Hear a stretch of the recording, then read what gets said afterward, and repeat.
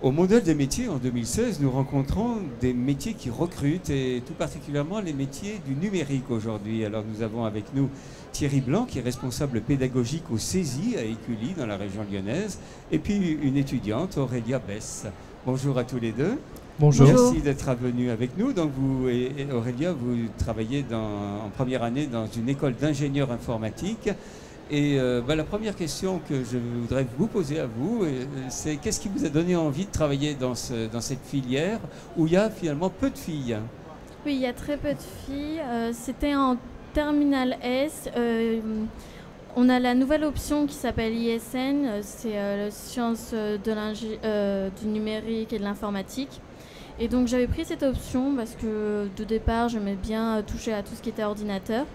Et pendant cette option, on faisait justement de la programmation. Et donc ça m'a donné encore plus envie de continuer et donc d'aller dans une école d'informatique. Très bien. Alors là, vous vous retrouvez avec une formation plus spécialisée, avec une dimension informatique, programmation, et puis une dimension aussi exploitation dans des systèmes avec des capteurs, des systèmes qui peuvent être utilisés dans à peu près tous les domaines. Oui, et on a aussi du réseau. Oui. Voilà, donc des choses très diversifiées. Alors, cette école, le CESI, Monsieur Blanc, dites-nous-en un petit peu plus. Thierry Blanc, c'est une association qui fait de la formation depuis déjà pas mal d'années et qui développe beaucoup ces filières informatiques, robotiques. Oui, tout à fait. Alors l'origine du CESI, c'est des grands industriels comme Renault qui, dans les années 50, voulaient permettre à leurs techniciens de devenir ingénieurs. Et le CESI s'est beaucoup développé dans toute la France puisqu'aujourd'hui, il forme chaque année plus de 20 000 stagiaires dans des domaines de l'ingénierie, dans d'autres domaines plus liés aux métiers industriels, en alternance, en formation continue ou en formation initiale. Et depuis un peu plus de 10 ans, le CESI a développé des formations en informatique et aujourd'hui, ces formations en informatique se sont énormément développées pour représenter environ un quart de l'ensemble des formations de l'organisme. Et avec donc un pôle à Lyon qui est particulièrement important, avec donc des élèves qui sont en formation initiale comme vous, et puis des adultes aussi qui travaillent avec vous. La particularité du CESI, c'est d'être capable aujourd'hui de former des professionnels en passant par plusieurs voies. Et donc une voie importante, c'est par l'alternance. Ce sont des gens qui sont pour beaucoup effectivement issus du monde professionnels, mais il y a aussi des jeunes sortant de formation lycéenne, du lycée. Et ensemble, ils vont préparer donc sur la voie professionnelle des titres en informatique, en maintenance des systèmes d'information, en ingénierie des logiciels, en ingénierie des systèmes et réseaux. Et c'est une voie qui est très importante chez nous.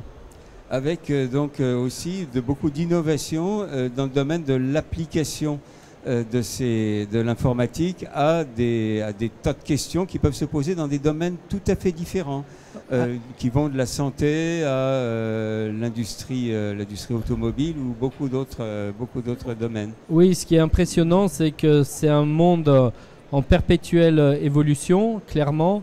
Et aujourd'hui, alors tous les domaines, bien sûr, sont concernés par l'informatique. Vous citez l'automobile, la santé, bien sûr. Et ce qui est intéressant, c'est qu'on a des applications récentes qui sont en train d'exploser autour des objets connectés, autour des capteurs. Et de nouvelles applications, d'ailleurs, très attrayantes pour les jeunes, pour les étudiants, qui leur donnent des perspectives complètement nouvelles. On peut citer deux exemples récents. Un premier exemple, c'est un étudiant qui a travaillé pour des semelles intelligentes, donc des semelles qui sont équipées de capteurs. La vocation de ces semelles, c'est de récupérer les informations d'un patient et de les remonter à un médecin qui va les traiter pour s'assurer que la rééducation se fait bien. Alors donc il y a un mélange dans le domaine de la santé, oui. Dans le domaine de la santé, avec un mélange de capteurs, de programmation et bien sûr d'intérêt pour une personne, donc d'un service pour une personne. Et puis un autre exemple aussi dans ce même domaine, c'est un étudiant qui travaille sur des caméras intelligentes avec des capteurs intelligents. ces capteurs sont capables de détecter des gaz dans un environnement et bien sûr de traiter l'image pour faire apparaître ces gaz et voir leur évolution. Et là aussi, ce sont des évolutions très récentes du métier d'informatique qui sont vraiment très intéressantes et très innovantes. Et importante dans une région où, avec le couloir, la vallée de la chimie, eh bien, on a des possibilités d'évolution de gaz comme ça dans l'atmosphère qui peuvent être préoccupantes. Oui, c'est des applications effectivement qui peuvent être partout. Et ce qui est intéressant, c'est que c'est très concret. Donc on en voit tout de suite l'intérêt et l'application. Et c'est un aspect souvent aussi assez ludique. Donc c'est très intéressant à développer ce genre d'outils. Alors vous travaillez en liaison avec beaucoup d'entreprises et notamment des startups, des entreprises qui se développent maintenant dans tous ces domaines où il y a l'articulation entre l'électronique et la robotique et puis l'informatique. Tout à fait. Et sur Lyon, on a la chance d'être dans une région extrêmement dynamique avec énormément d'entreprises, de petites, des plus importantes.